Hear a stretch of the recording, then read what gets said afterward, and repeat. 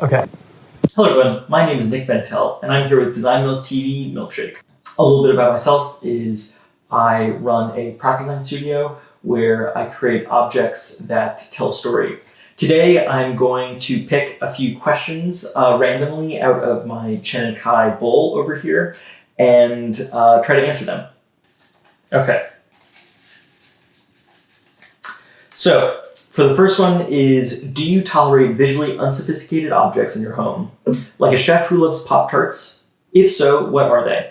In my mind, I believe objects, when you pick them up, when you hold them, when you see them again, the whole experience of that is remembering a past experience or remembering a emotion that you had at that time when you got the object, remembering a song while it was playing when you held that object a couple of years ago.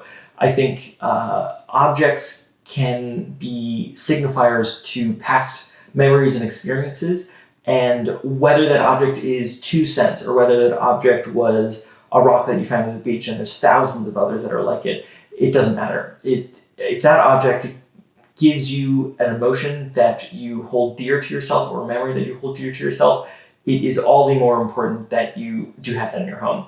For me, I can think of a few. One is a few pieces of dried pasta.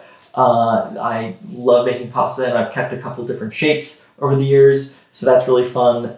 Other than that, I have a few plastic objects that are different shapes. I love to collect random shapes that you can never find in the natural world, so I have a number of those in my house.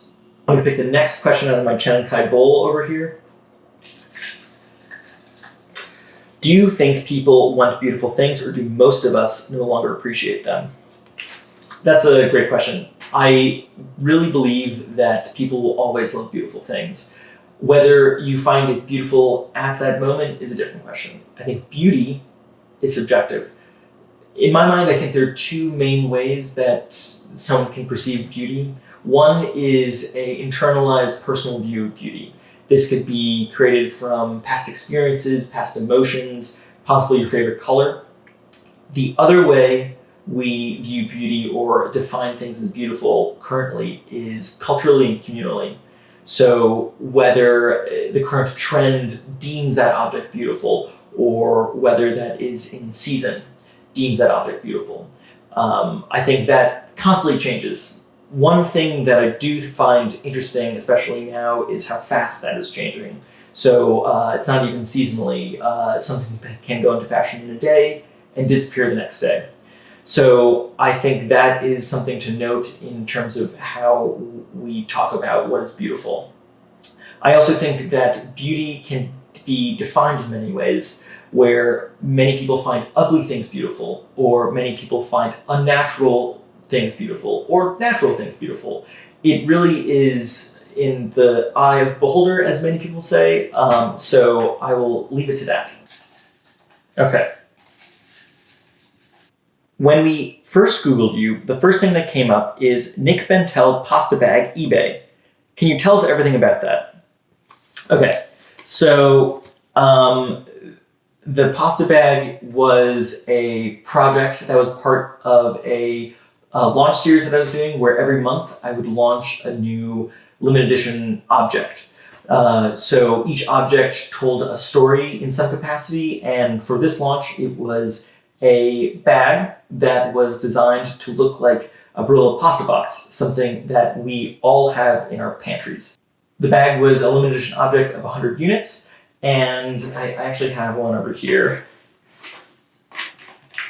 Here's what it looks like. And it was completely leather with a chain and a handle, and it basically went viral online. I sold out the 100 units in under 5 minutes on my website, and since then people have been reselling them online on places like eBay. So I'm guessing that's where that came from. The response to the whole project was absolutely insane, and I really, really appreciate it. It was just a huge blast to do and sell something like this to the public. I do have to say I'm doing a few more bags, so I'm really excited about that. I think some of them are going to be more in this vein, but also more less ridiculous, I guess. But I think that the overall response to this project was exactly what I was looking for. It is kind of emblematic of the things I've been doing, is kind of just this performance of an object. And I think during quarantine, people really resonated with this specifically because everyone picked up a Barilla box of pasta and made some really bad pasta with it. So I think all in all, it was a really amazing response. I hope that the people who do sell them on eBay really make a bang for their buck, I guess. So thank you to those people as well. That's it for me. Thank you so much for listening to this. And thank you so much, Design Milk, for including me in your series. And I look forward to watching it myself. Thank you.